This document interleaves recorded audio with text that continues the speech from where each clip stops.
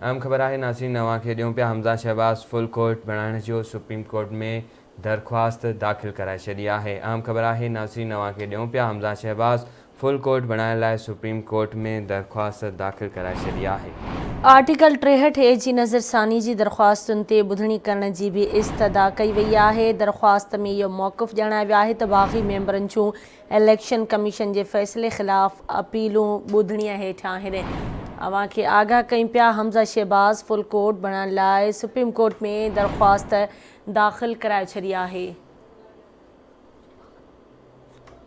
तफ़सील मालूम कंदासीं। आवाज़ न्यूज़ रिपोर्टर सुभान खोसो सां लाइन ते मौजूदु आहे।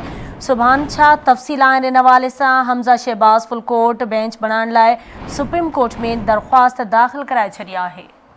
जी बिल्कुल, हमज़ा शहबाज़ जेका चूंड वारो मामलो हो उन ते स्पीकर डिप्टी स्पीकर आहे पंजाब असेंबली जो, उन पारां जेका रूलिंग ॾिनी वई हुई उन खां पोइ सुप्रीम कोर्ट जेका टे रुकनी बेंच आहे उहा हिन केस जी ॿुधणी करे रही आहे। हिन वक़्तु बि हुन केस जेका ॿुधणी आहे उहा जारी आहे।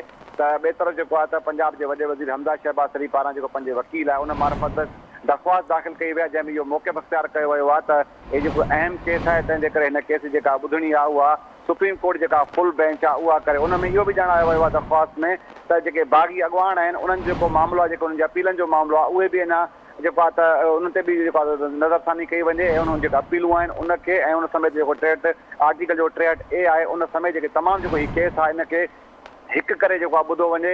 इहो जेको आहे त हमज़ा शहबाज़ जे वकील पारां सुबुह सां ई जेको आहे दरख़्वास्त जेका जमा कराई वई आहे, जंहिंमें जीअं मां पहिरियों ॿुधायो जंहिंमें इहो मौक़िफ़ अख़्तियार कयो आहे त इस्लामाबाद जी जेका सुप्रीम कोर्ट आहे उहा इन अहम केस जी जेका त फुल कोर्ट जोड़ण जी मंज़ूरी ॾिए। उन सां गॾोगॾु जेके बाग़ी अॻवान आहिनि उन्हनि जेके अपीलूं आहिनि उन्हनि समेत 63A जी जेको आहे तशरीह आहे उन समेत सॼे केस खे यकजा करे जेको आहे त ॿुधो वञे। जी वॾी महिरबानी सुभान आगाही ॾियण जे लाइ।